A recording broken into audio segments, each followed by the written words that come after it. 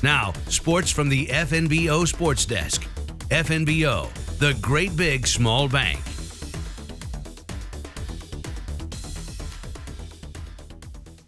A big one this weekend on the gridiron for the Huskers. More on the Big Red coming up. Welcome into today's update. I'm Chris Cottrell. First, though, postseason football continues around the state tomorrow. It's quarterfinal Friday. Class B wide open as ever this season in our state.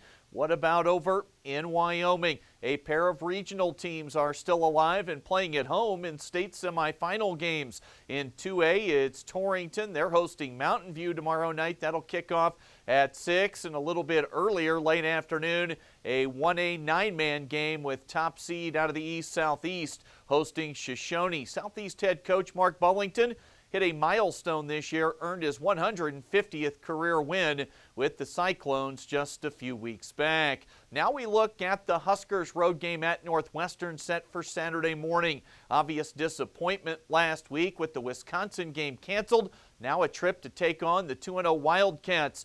Head coach for Nebraska, Scott Frost, on the challenge of this Northwestern defense. They're in the right place. Their eyes are good. They all see the ball thrown. They all rally. They tackle well in space.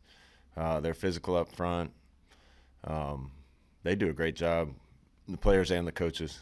Northwestern is coming off a 21-20 win over Iowa last week, and they feature a new offensive coordinator and a new but familiar quarterback in UD coordinator Eric Shenander, talking the Northwestern offense through 2 games.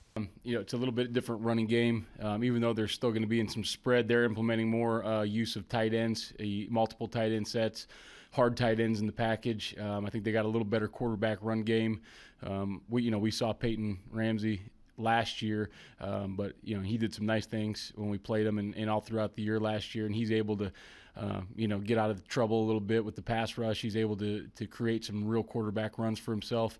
The passing game, it's similar but different routes, those types of things, more movement passes. But I think Coach Bajakian has done a really good job in the first 2 games, and he obviously did a really good job at Boston College as well. There's been so much frustration in Huskerland over the last few months. Is there a chip on the team's collective shoulder this year? You can just tell, Sam, they've wanted to play. They see us fighting to try to get them to play. We've kind of failed at every turn, but they just want to be on the field. I think